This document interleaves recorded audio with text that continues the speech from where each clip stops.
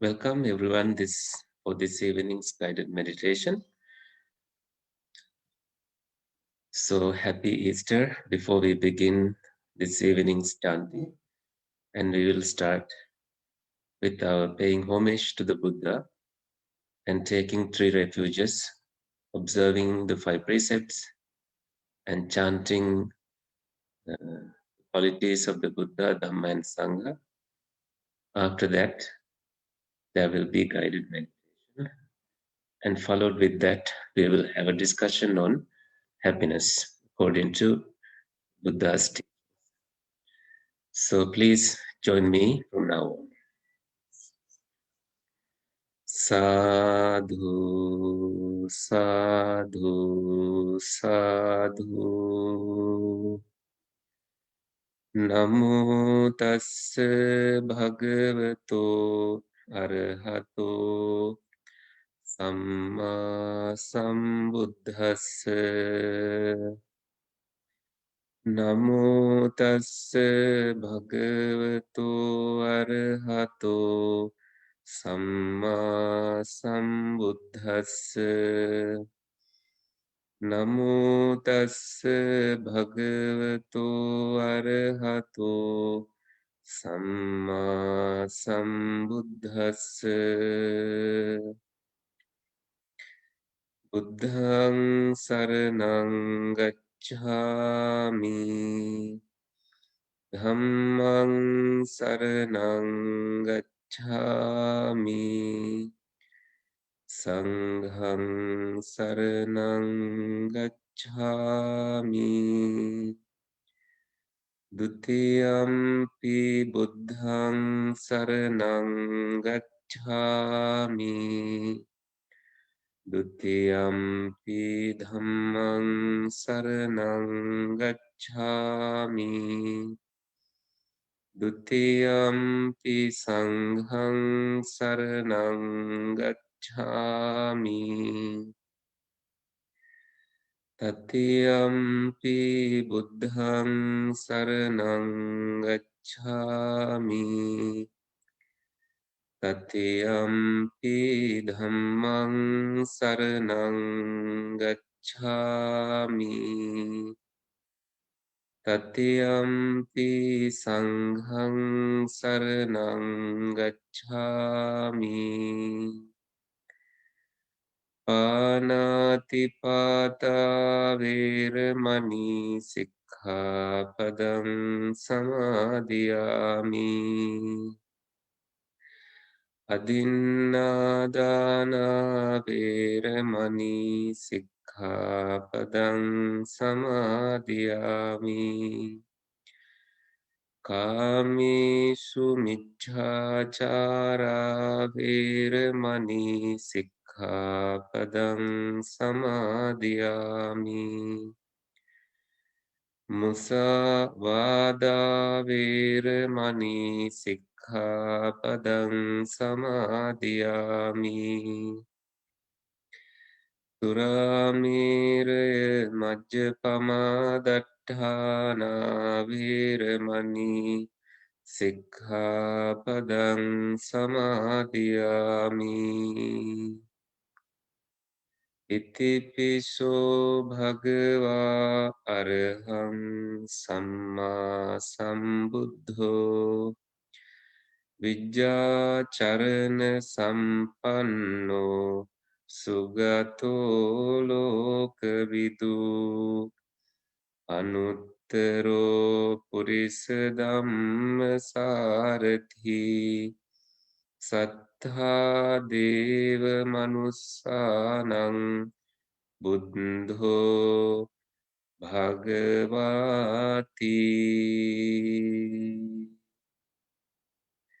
Swakhato bhagavata dhammo sanditthiko akaliko ehi passiko opanayiko pacchattam veditabbo viññuhiti.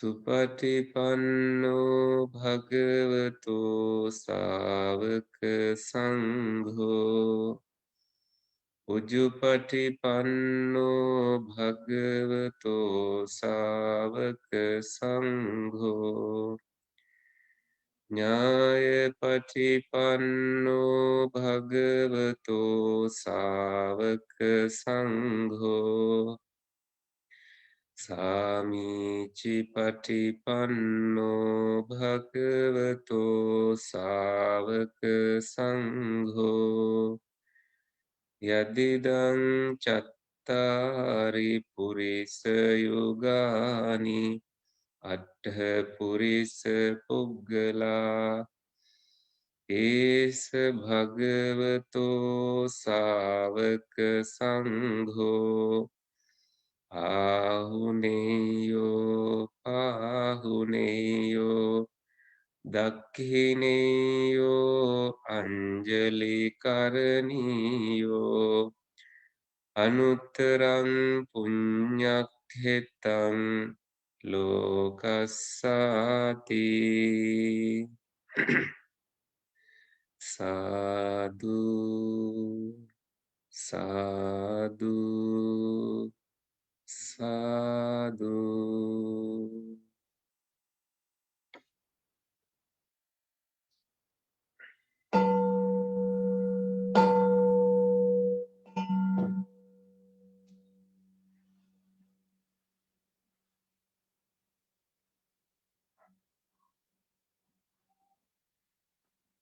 So please prepare yourself for this guided meditation, sitting comfortably, adjusting your body according to a comfortable posture that may assist you during this guided meditation.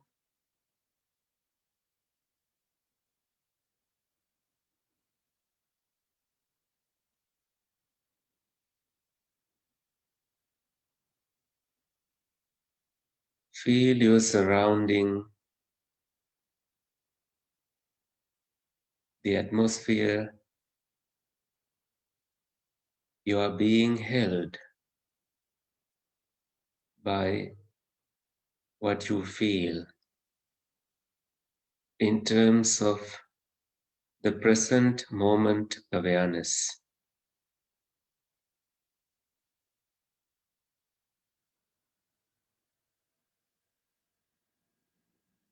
All you have now is Pratyutpanna Kala, the present time, born from conditions, Pratya.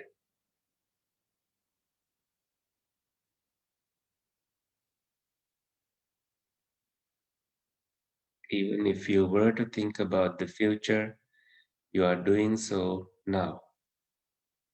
Think about the past, you are doing so now. So you make a choice to be with your inhaling and exhaling experience. So take a deep breath in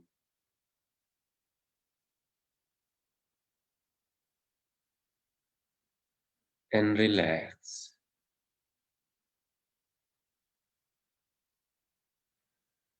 Make sure you feel comfortable in your backbone, your sitting bones, your knees, upper body and the lower body, your shoulders at ease, your neck is resting, your jaws have released any tension or any tightness. So is your brain and membrane. Having relaxed,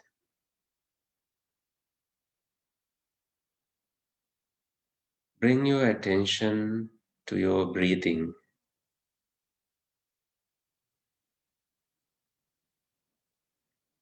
Deeply aware, you breathe in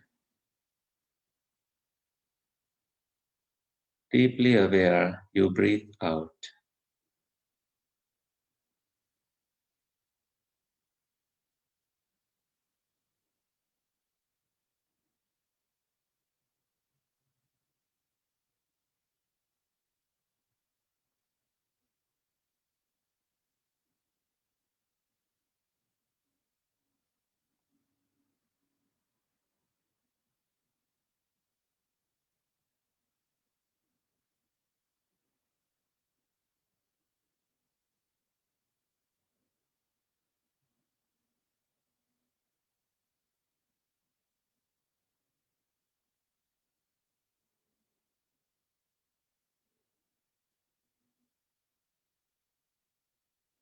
You have your eyes closed. Once you have closed your eyes, you see the darkness inside your eyelids. So the sense of sight will turn off. Sense of hearing also will turn off eventually, followed with that, your sense of smelling, tasting, physical sensations, and your thinking too much will subside.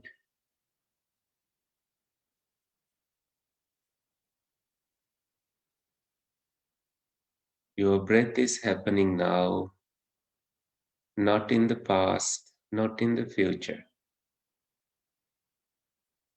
So enjoy every moment that you have with this breath,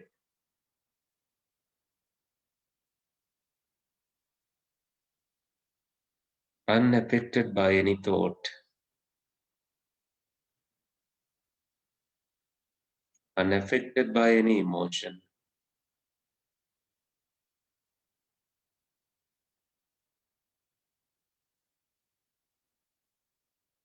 Mindfully, you breathe in,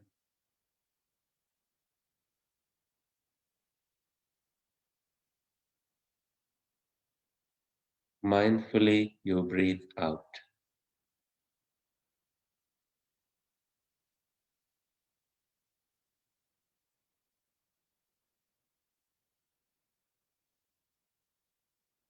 Take a deep breath in,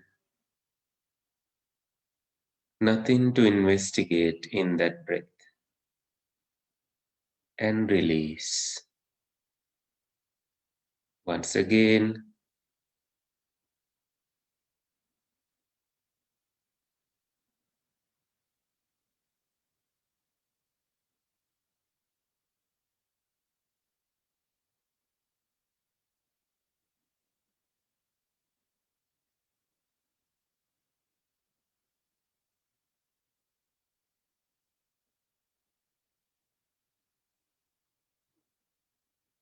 ever so mindful, you breathe in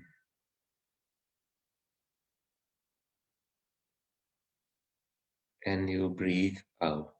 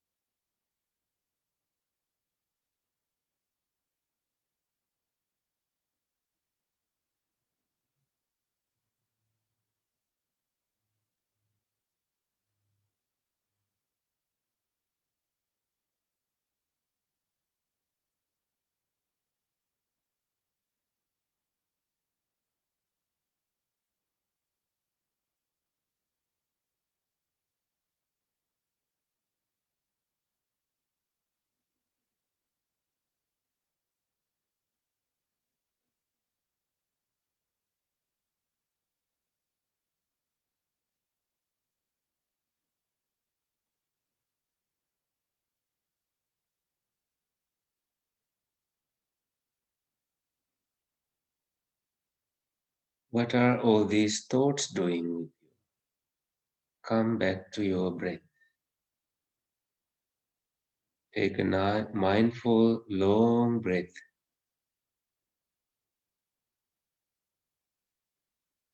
and an out breath.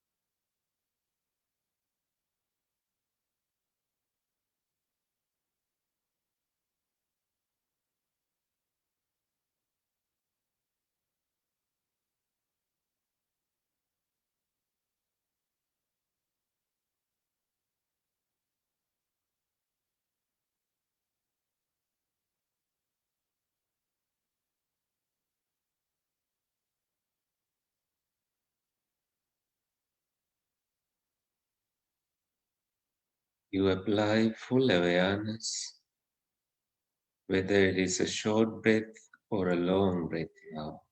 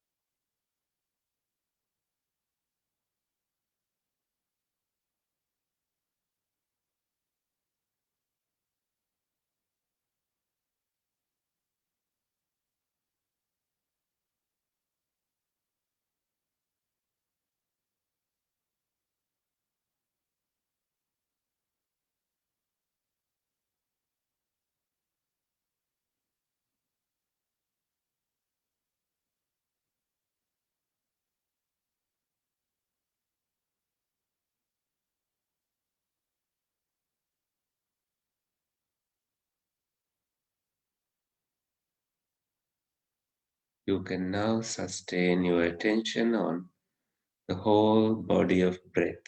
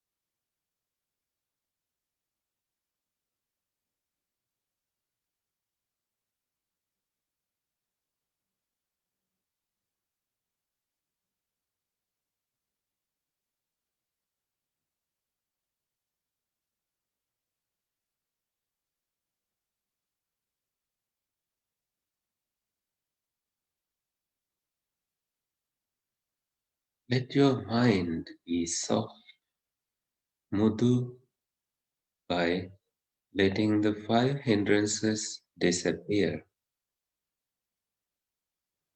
Nothing hinders your path, increasing your mindful awareness.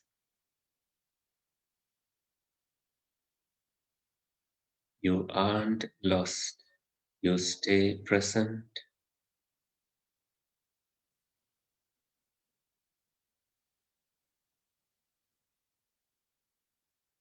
making continuous virya effort, maintaining energy.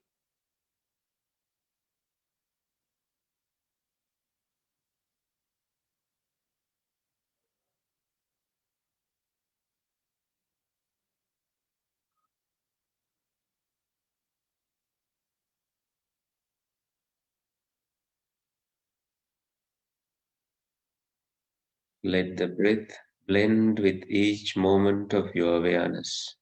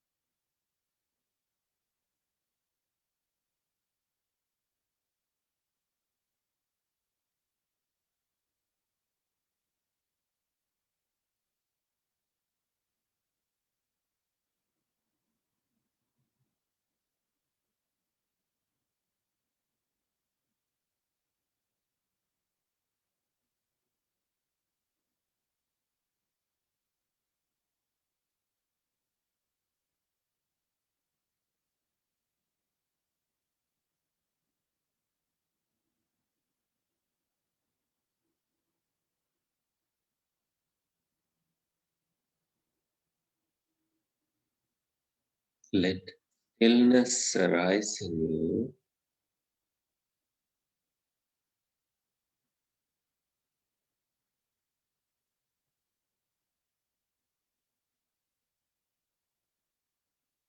noticing some elements of piti,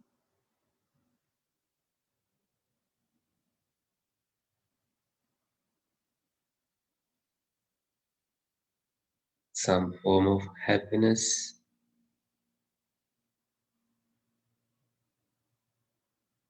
because you are free from the burdens of hindrances.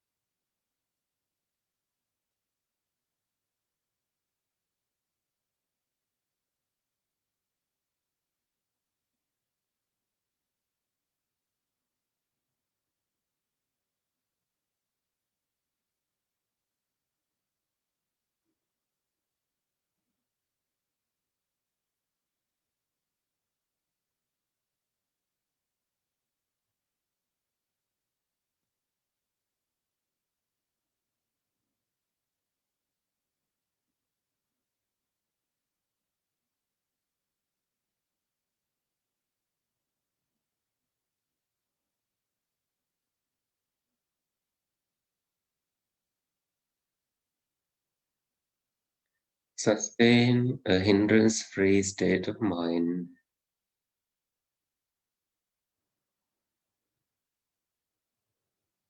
bending in any direction you want, luminous and bright,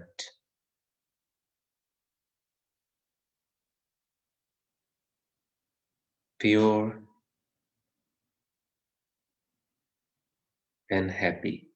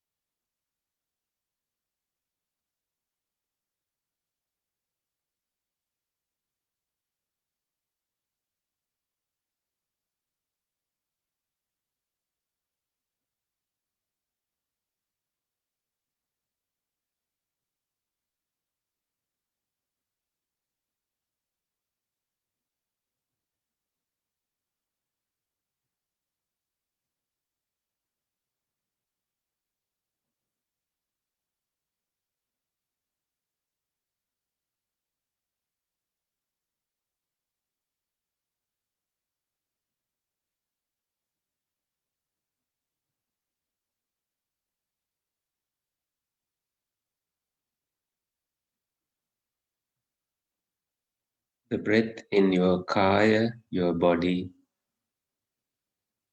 becomes subtle,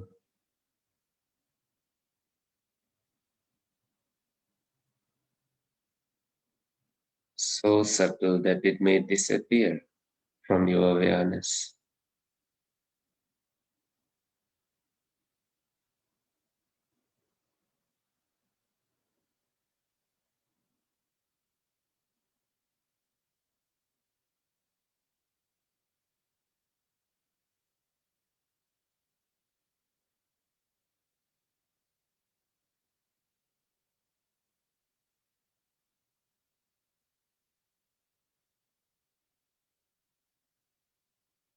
Sending you to a deeper state of mind,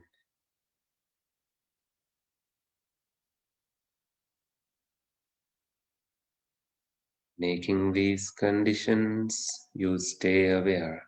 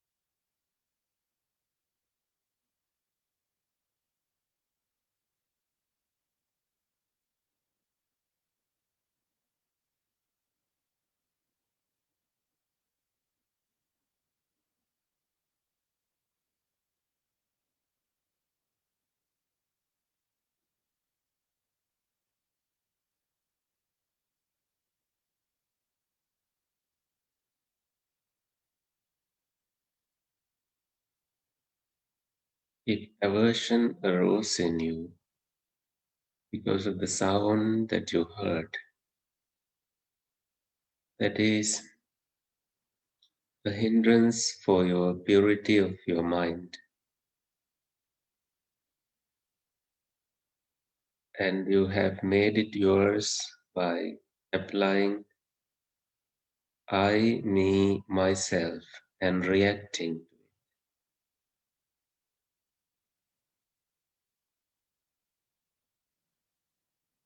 Since these are arisen because of conditions,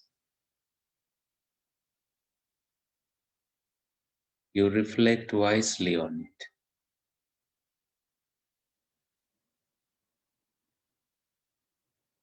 The sense faculty of ear was arisen because of the sound and because of your awareness on it.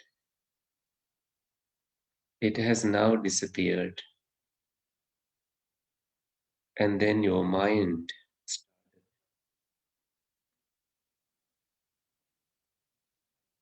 appeared, the ear disappeared. So there is no continuity of just the ear arising or the mind arising. So there is no need to apply a false view of a self. Having reflected thus, you bring your awareness back to your breathing.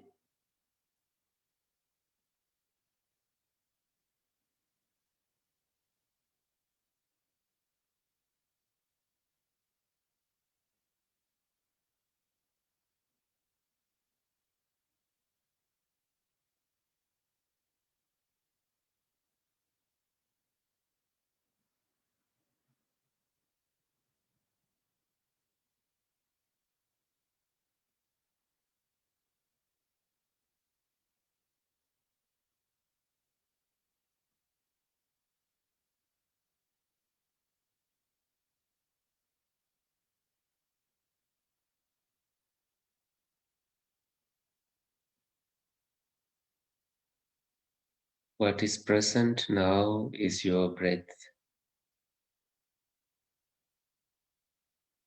Other than that, we don't have to internalize what is external. Let things be.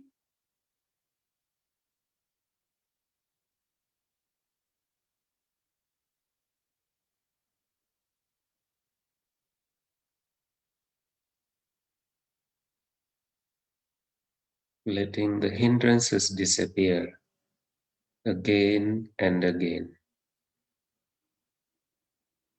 Bring joy up by mindful awareness of your anapana, inhaling and exhaling.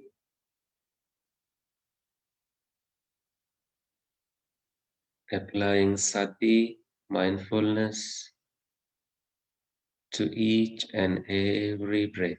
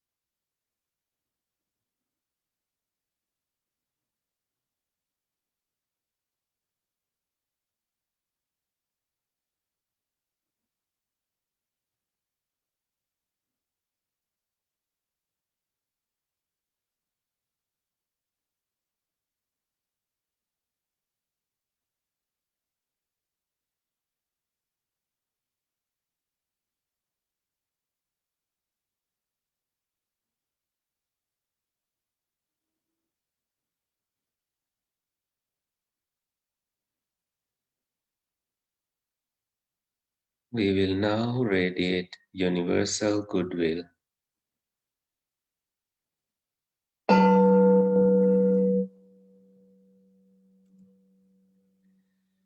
This is what should be done by one who is skilled in goodness and who knows the path of peace. Let them be able and upright, straightforward and gentle in speech, humble and not conceited, contented and easily satisfied, unburdened with duties and frugal in their ways, peaceful and calm and wise and skillful, not proud and demanding in nature. Let them not do the slightest thing that the wise would later reprove, wishing in gladness and in safety. May all beings be at ease. Whatever living beings there may be, whether they are weak or strong, omitting none, the great or the mighty, medium, short or small, the seen and the unseen, those living near and far away, those born and to be born. May all beings be at ease. Let none deceive another or despise any being in any state. Let none through anger or ill will wish harm upon another, even as a mother protects with her life her child, her only child. So with a boundless heart should one cherish all living beings, radiating kindness over the entire world, spreading upwards to the skies and downwards to the depths, outwards and unbounded, freed from hatred and ill will, whether standing or walking, seated or lying down, free from drowsiness. One should sustain this recollection. This is said to be the sublime abiding. By not holding to fixed views, the pure-hearted one, having clarity of vision, being freed from all sense desires, is not born again into this world. Sadhu, sadhu. So today's theme of discussion is happiness. And in this chanting we just did in the Metta Sutta, the universal goodwill, we find the word Santusako. Santusako is contented. So contented comes along with Subharoja, which is easily satisfied, Subhara, so that there is not much being demanded in that person's mind, that people can feel comfortable around that person without thinking that this person is a burden for me. So Santusa Kocha is also a name like Santusita, someone who is someone who has arrived in happiness. Santutti is happiness, as in the verse 204 in Dhammapada. It says that Santutti Paramang Dhana, happiness is the highest wealth.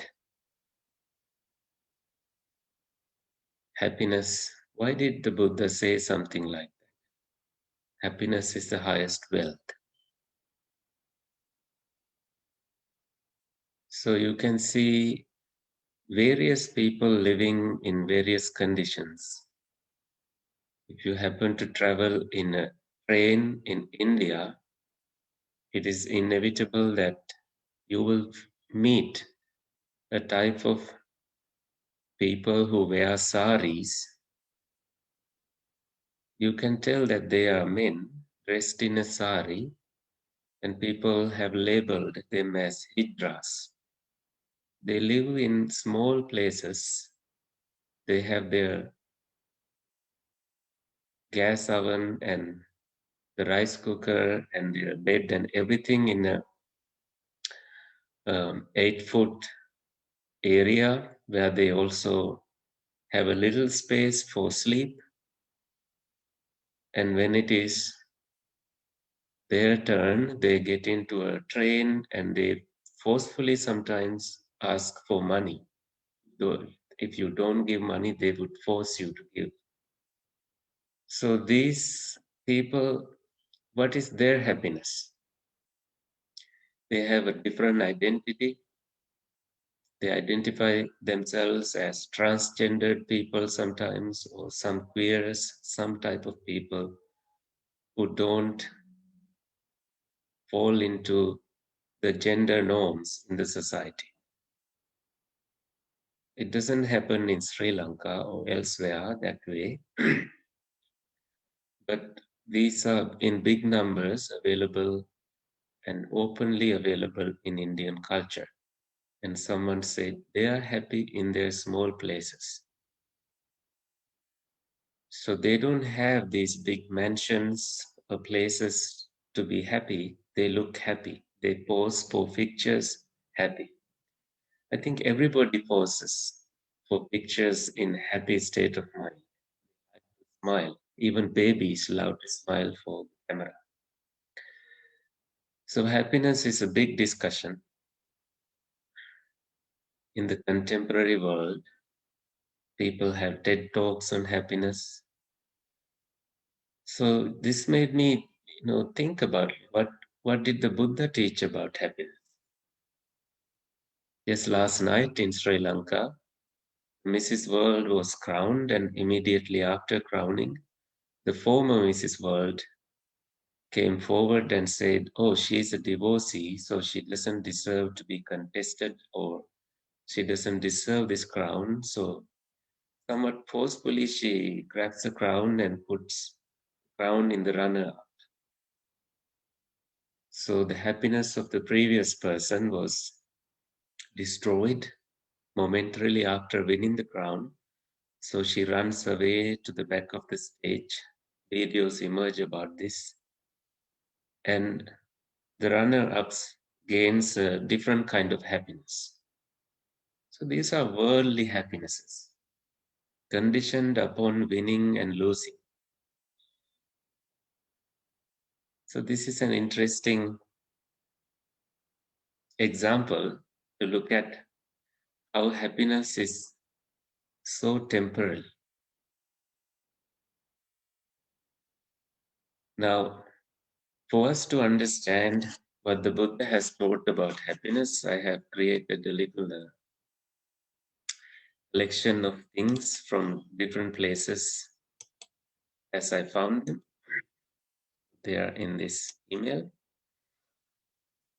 And I shared shared a link in Lions Roar about what different teachers say about happiness. And if you go into that link, you have 3 different teachers. Anushka Fernando Polle, she talks about different levels of happiness, happiness that come from pleasant sense experiences like delicious food, nice weather, pleasant music, any kind of positive sensual experience.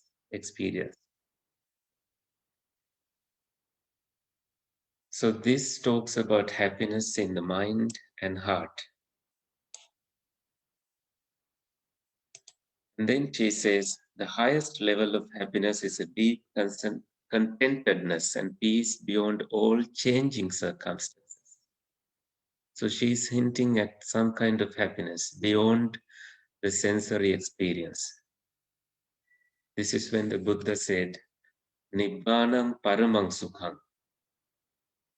Highest happiness is Nibbana, being free from any conditioned state. Not even in any human, any heavenly, or any Brahmarian, your happiness is beyond. It's not even yours now. Your wisdom has led to a state of happiness. So that is the highest level of happiness. And you also have Venerable Thupten Chodron, Tibetan Venerable Bhikshuni. Is hinting at selfish happinesses and unselfish happinesses. And then Khaira Joel Lingo says, making happiness central to spiritual life is only self-serving if we see ourselves as separate from others. So she's putting everyone into the same scope, and she's also looking at the Mallika Sutta, in which the Queen Mallika says to King Kosala, when King Kosala asks, who do you love the most? Queen Mallika says, myself. The king was expecting that she would say she loves the king the most. So the king was dismayed. He went to the Buddha and said, Queen Mallika said this. And the Buddha said, she's true that she has to love herself first before she loves others. So then she goes on to talk about the Buddha himself going to seek his own liberation, helping himself, and at the awakening, he begins helping others. So this is this is how she wraps up her discussion. And I want to share these 5 kinds of pitis. Piti is joy in Buddhist teachings. These 5 are discussed in Visuddhimagga and in different places. This is an excerpt from Bhante Gunaratana's. The 5 kinds are Kuddika Piti, Kanika Piti, Okkantika Piti, Ubbega Piti, and Parana Piti. So, the Kuddaka Piti is minor rapture. Minor rapture is generally the first to appear in the progressive development of meditation. It is capable of causing the hairs of the body to rise. So that is the minor rapture. So the word here is rapture for piti. Then momentary rapture, which is like lightning, comes next, but cannot be sustained for long. So that is kanika, momentary. Then showering rapture runs through the body in waves, producing a thrill, but without leaving a lasting impact. This is okkantika piti. Then you have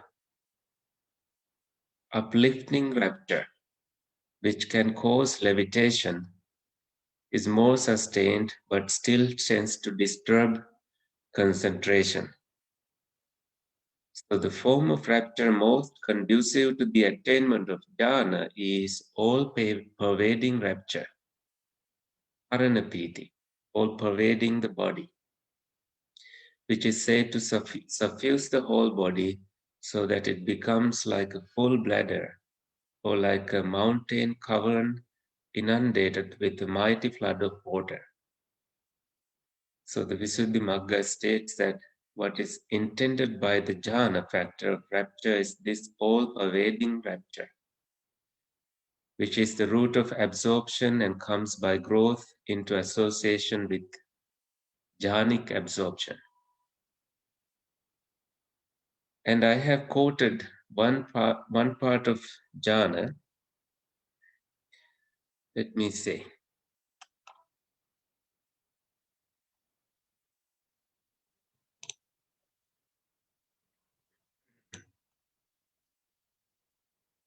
Here. Sukassa pahana dukkhassa pahana. Pubbeva somanassa domanassanam attangama adukkhaṃ asukhaṃ upekkhā parisuddhiṃ tatutthang jhanam upasampajja viharati. Now this is talking about the fourth jhana. Sukkhassa pahana. Happiness faded away. Dukkhassa pahana. Also unhappiness faded away. Pubbeva, previously itself, somanassa domanassanam attangam. Any happiness or unhappiness, any satisfactoriness or unsatisfactoriness, attangama, completely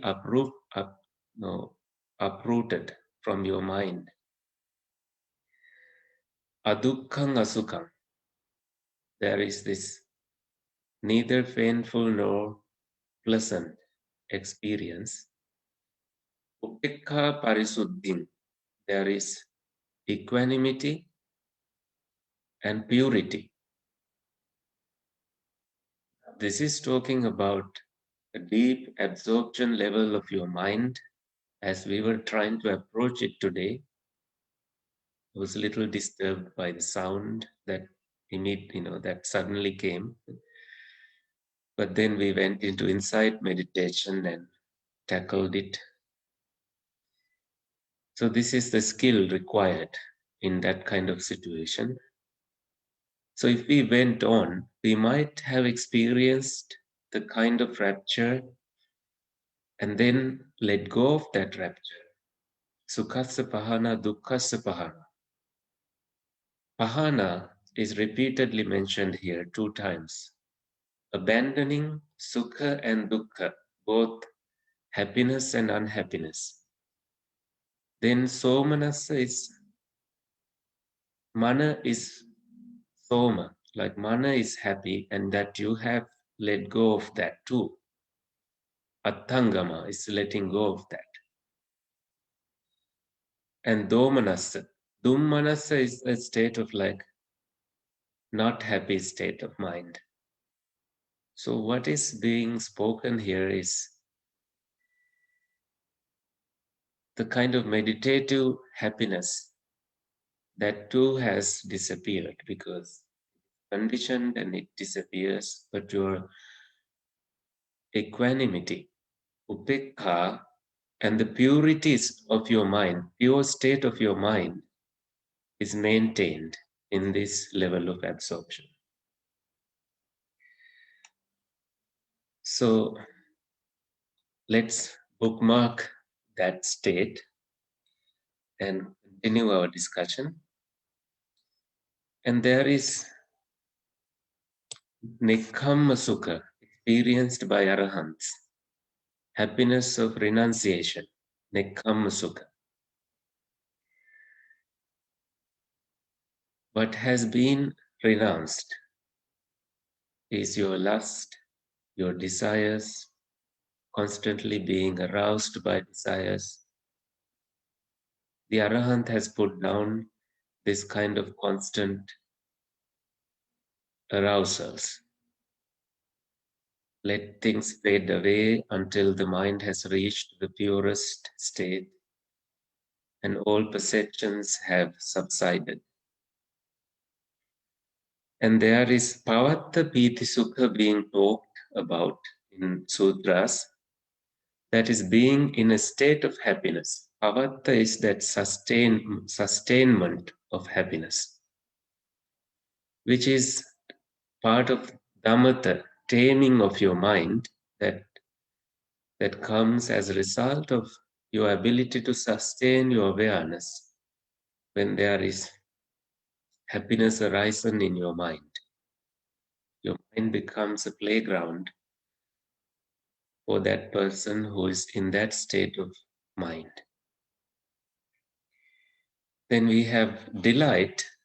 The Pali word for that is piti pamujja, delight.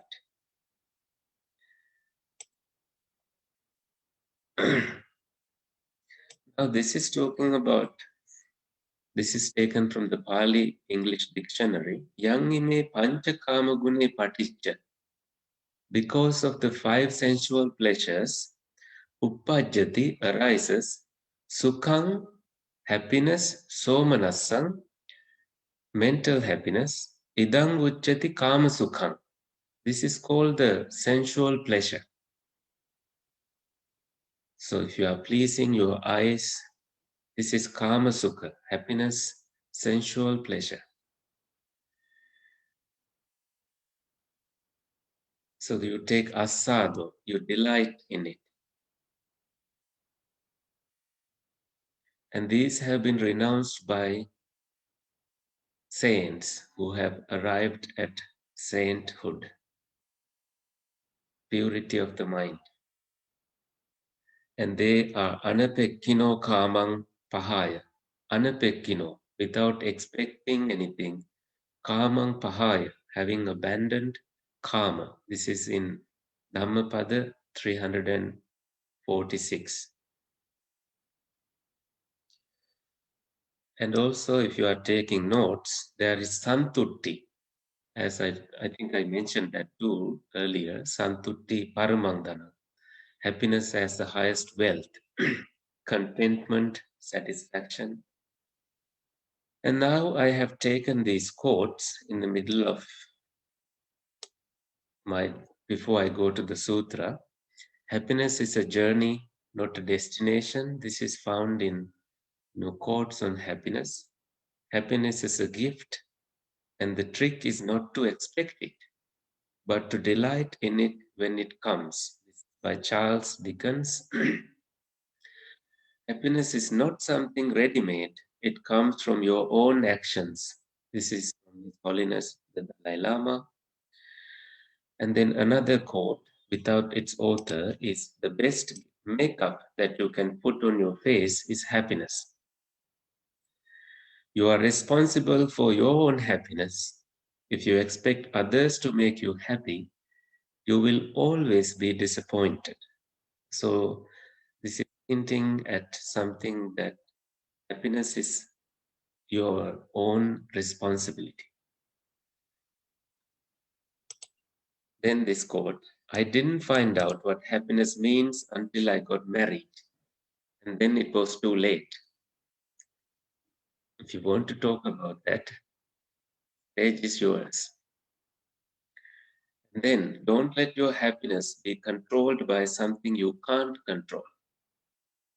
Always seeking from happiness from something you can't control, this puts you into troubled state of mind all the time.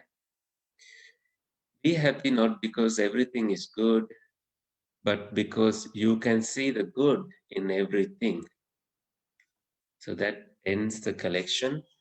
And then now we can go to this sutra, wishing for happiness. Sukha Pattana Sutta. Taken it from the translation made by Jato. The Pali too here.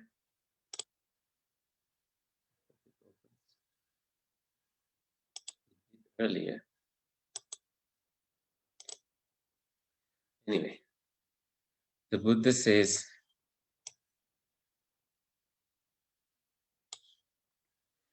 a person who wishes for three kinds of happiness should take care of their ethics. This means that a person who wishes these three kinds of happiness should be virtuous. Virtue is the word for sila in Pali. Maintaining your good conduct is essential if you want these three kinds of happiness. This is found in Iti Uttaka Pali. Iti Uttaka means so it was said by the Buddha. That is the meaning of Iti Uttaka. What three kinds of happinesses you want? You want praise in your life. May I be praised. If you want to be rich in your life, may I become rich. And when my body breaks up after death, may I be reborn in a good place, in a heavenly realm. For that kind of a person, moral conduct has to be maintained throughout the life. An astute person who wishes for these three kinds of happiness should protect their precepts. Sila should be protected.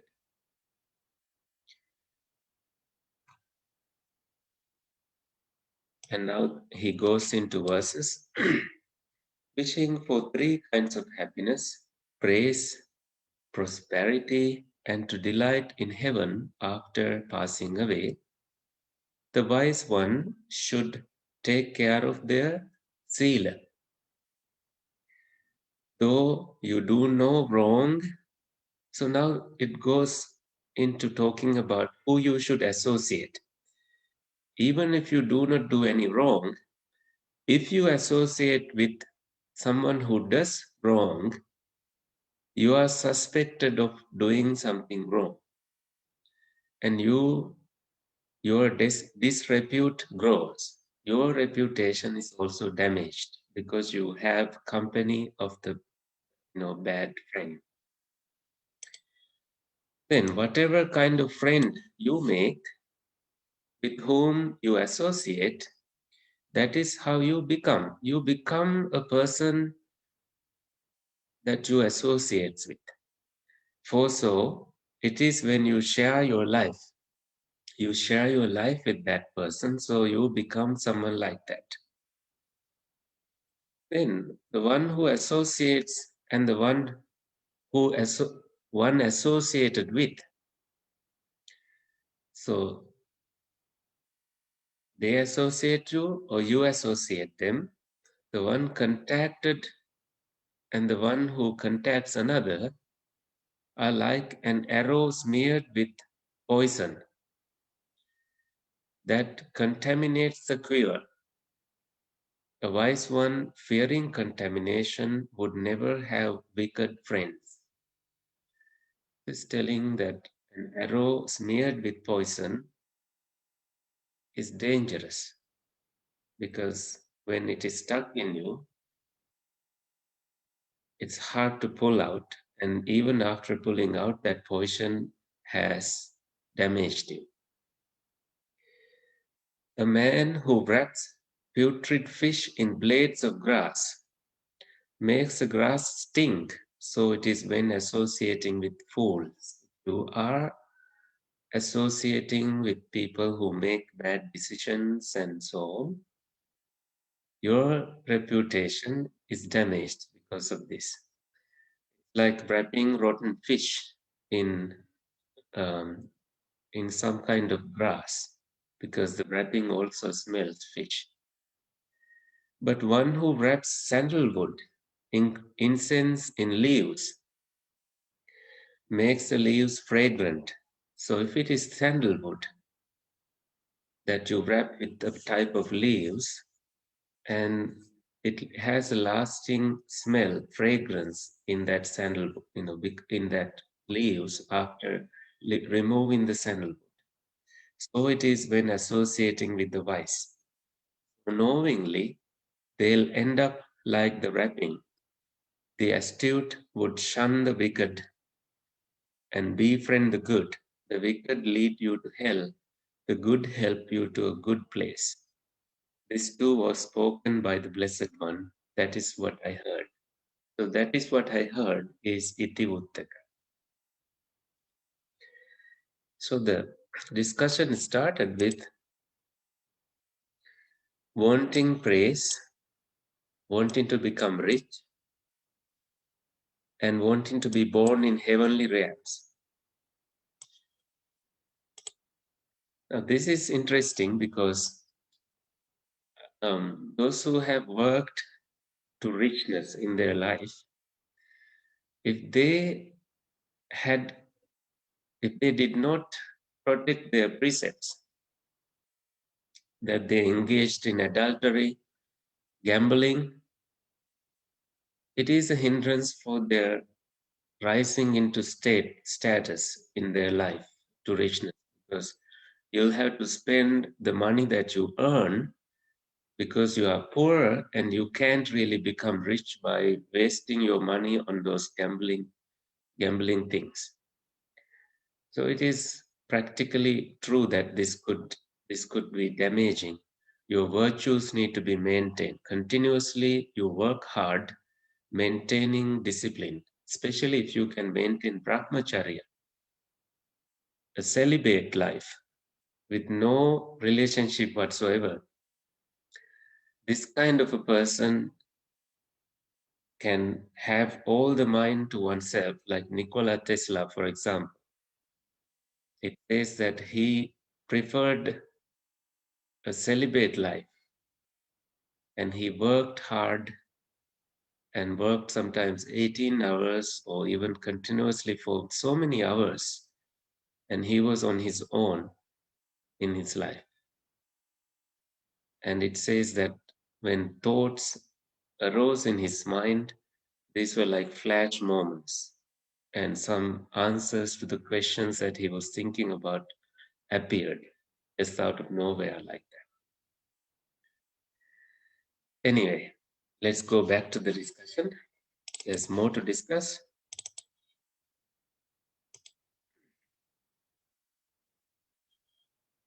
There is also this discussion between Nagasena and King Milinda. Nirvana as happiness. The king asked Nagasena, Venerable Nagasena, does he who has not attained the path of Nirvana knows what Nirvana is? Knows that Nirvana is the ultimate happiness? Yes, he knows it. And the king asks, how does he know if he has not achieved it? Then the king, the Venerable Nagasena asks, does someone who has perfect limbs like hands and feet knows the pain of cutting those limbs? The king says, yes, obviously they know. So how does he know? Just by hearing from others. This is the response by um, king, to the king by Venerable Nagasena, knowing Nirvana as happiness. Go on to Sukhavagga in Anguttara Nikaya. In it, these two kinds of happiness, dvemani bhikkave sukhani, katamani dve, what two, the happiness of lay people and the happiness of renunciates. Gihi sukhancha, pabbajita sukhancha. There are the two kinds of happiness. Imaniko bhikkave de sukhani. Then the Buddha says the better of these two kinds of happiness is the happiness of renunciates. Etadaggam bhikkave imesang vinnan sukhanam yadidam pabbajita sukhanti. The highest happiness is the happiness when you have become ordained and committed to a life of a renunciant. Renunciant is someone who has let go of or letting go of the desires. And then we have Anana Sutta from Anguttara Nikaya. Anana means having no debts in your life. Chattari mani gahapati sukhani. There are, householder, these four happinesses.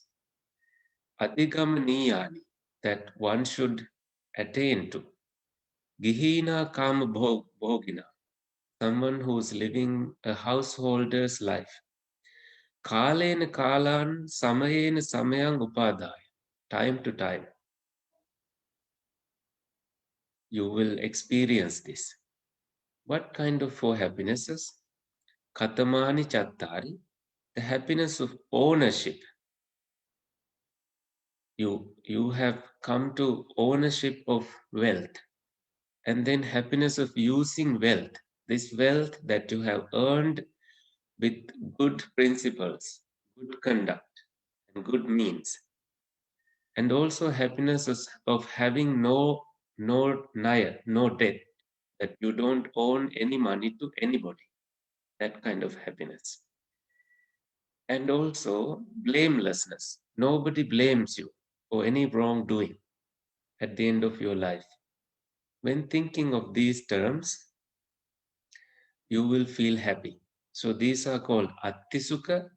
Attisukha is happiness of you you having things. Bhoga Sukha, that you have happiness of many things to enjoy. Again, Attisukha, Bhoga Sukha. Atti is you are the owner. Bhoga is you have abundance of bhoga, things to enjoy. Ananasukha is there is no debt to anybody. Anavajja Sukha is you are blameless. And time to time you can reflect on this. Now I have ownership of things that I have owned. I have a lot of wealth, bhoga. I have no debt to anybody, and I am blameless. Nobody blames me for my conduct. And when you think like that, you feel happy. Very rare that people have all these in their lives. Sometimes people find quick ways to become rich, so they feel guilty in their consciousness. And then there is this Dhammapada Gata, and I will end the discussion with that. Dhammapada 290 says, Matta sukha parichaga passe che vipulan sukham. Chaje matta sukham dhiro sampassang vipulan sukham. So dhiro is the wise person. Chaje abandons matta sukham, small happiness.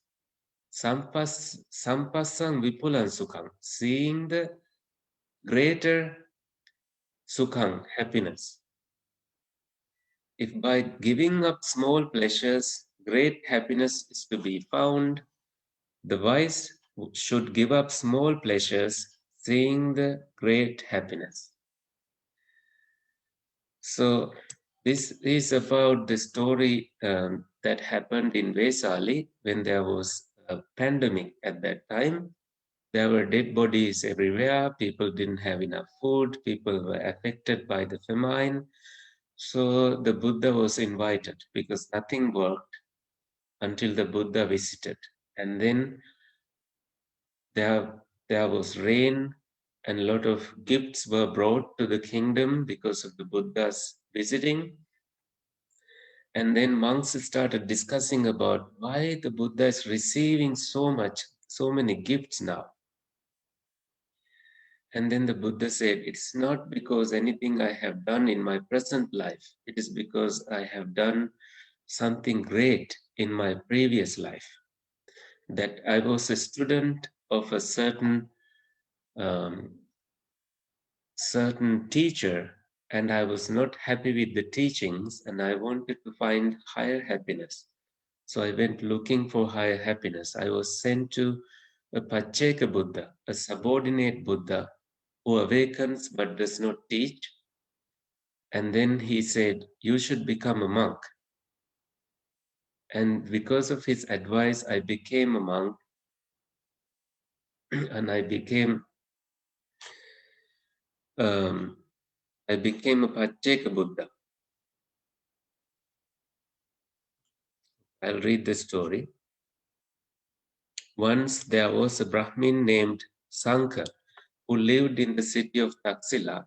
He had a son named Susima. Well, I'll start from here.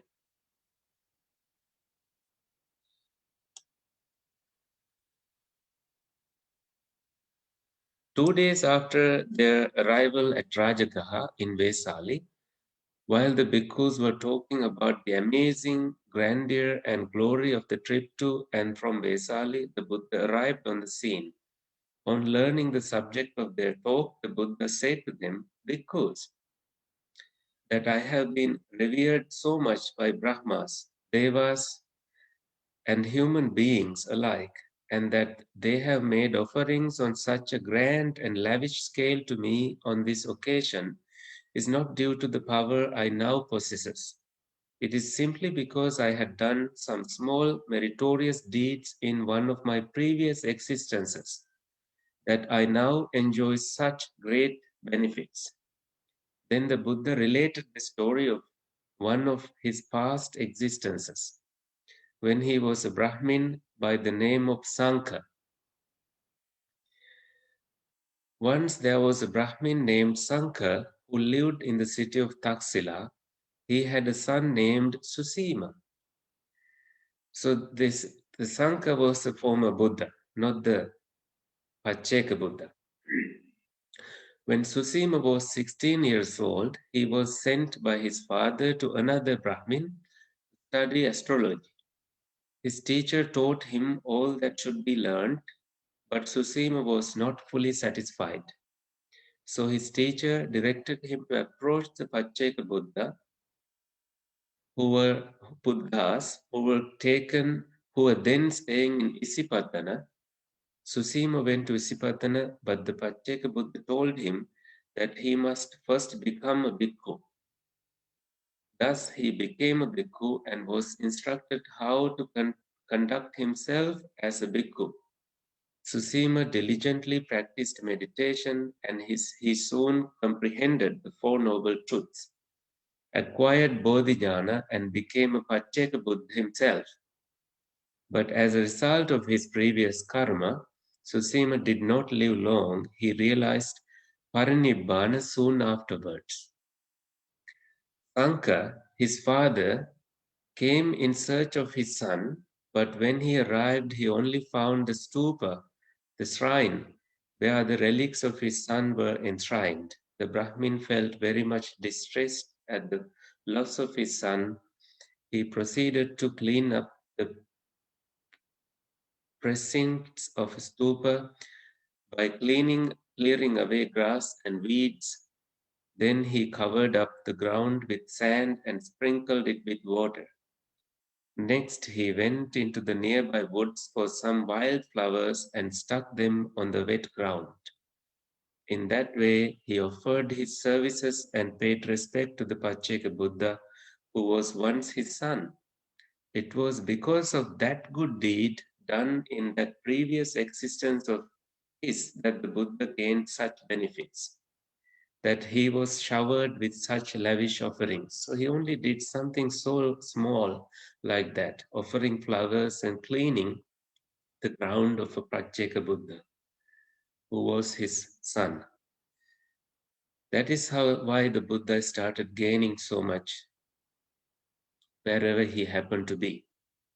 Then the Buddha spoke in verse as follows: if by giving up small pleasures, great happiness is to be found, the wise should give up small pleasures, seeing greater happiness. So also these little things we find in Dhammapada in 3 verses. Susukang vata jivama, we live happily, verinesu averino, among those who hate free. You live hate free among those who hate others.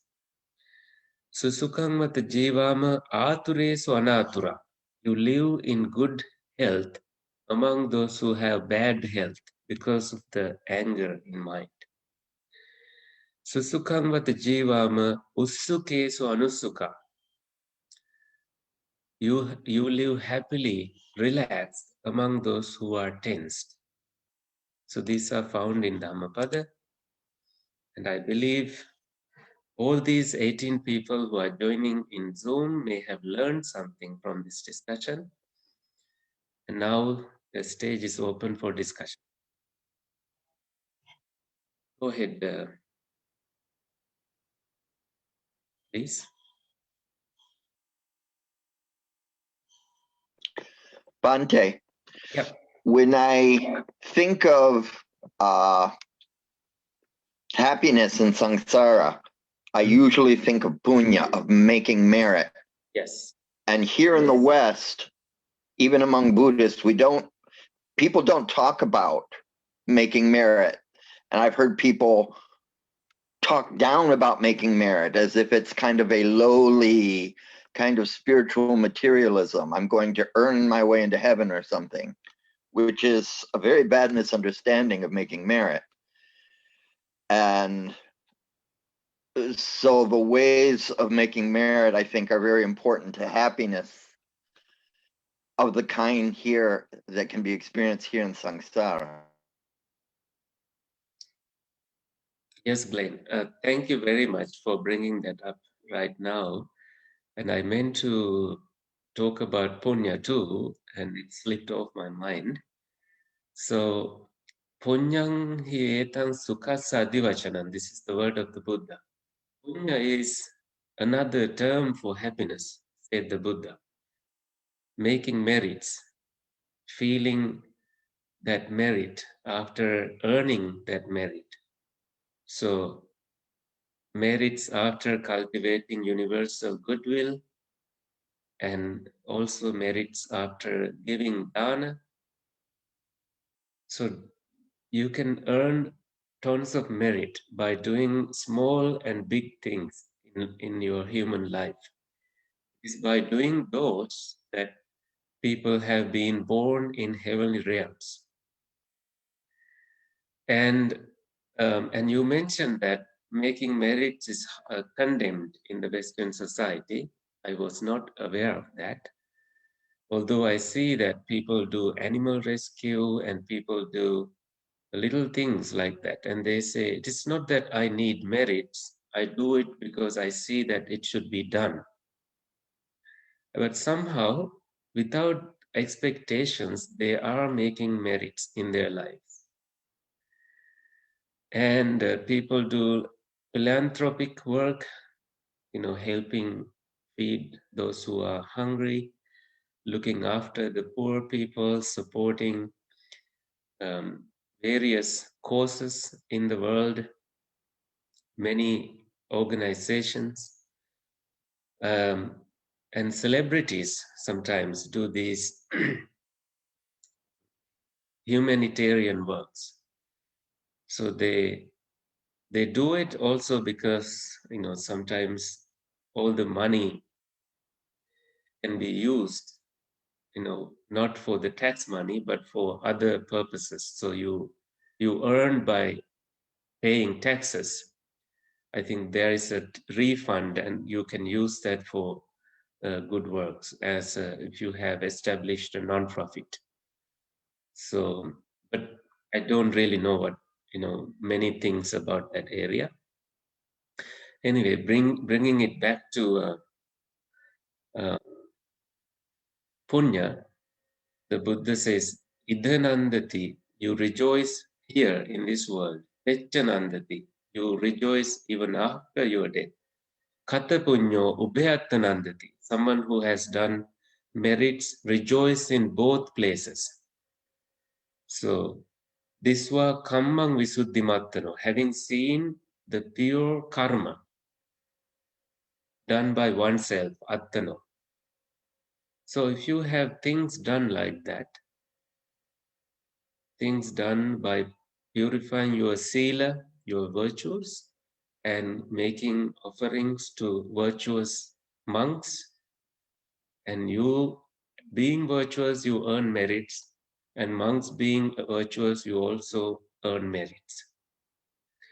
This goes on in your life, that because monks are innumerable in number, and you can think of Venerable Sariputta, the Buddha, Moggallana, Ananda, Nanda, Rahula, Mahakashyapa, all the great arahants, monks who have joined the order now, monks who will join the order in the future, all these monks who have Nibbana as their goal, bring happiness to you, because the Buddha said, Sanghe Gotami Dehi, give to Sangha. Don't just name this monk, you give for the sake of Sangha. So you can always think that I gave to the Buddha, I gave to the Sangha, who were in the past, who are here in the present, and who will join the order in the future. That way you can continuously increase the happiness that you have earned by giving. So, anything else you like to add? Our Swaminathan, it's simply when it comes to merit, it's simply uh, it, as you said, will lead to happiness until you attain nibbana, and not only that, to attain nibbana as well, you need merit, right? Yes. Yeah. So it works both ways. Merit is a prerequisite for nibbana, and on the way to nibbana, you will get happiness because of the merit. Yes, there is also a statement of the Buddha. Thank you for bringing that up. Ma punya bhai, do not fear merits. The Buddha said monks need merits until they have reached their goal. Everybody needs merits. So it's not really related to, your worldly pursuits. It brings you toward nibbana as well. That giving, for example, cuts your greediness, attachments, sacrificing something, letting go of something. This gives you happiness having done so.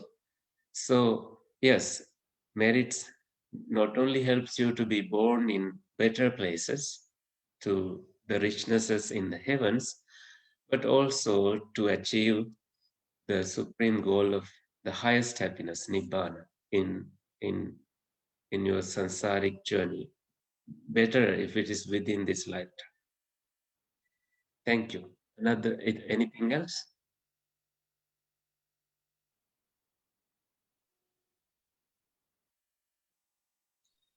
That So, reminded me, Bante, mhm. also of the way that the lack of giving, the lack of merit in that way is an obstacle to even just attaining the first jhana, or worse, it's an obstacle to be attaining sotapanna.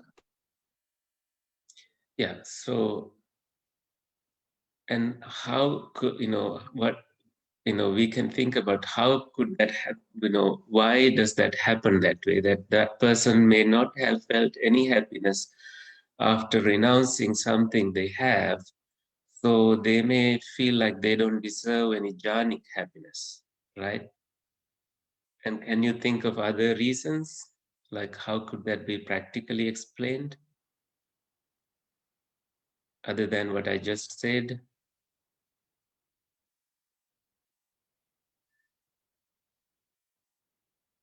It's interesting that sometimes, jhanas are about, viveka jang piti sukhang. You enjoy piti sukha. Piti sukha comes together here.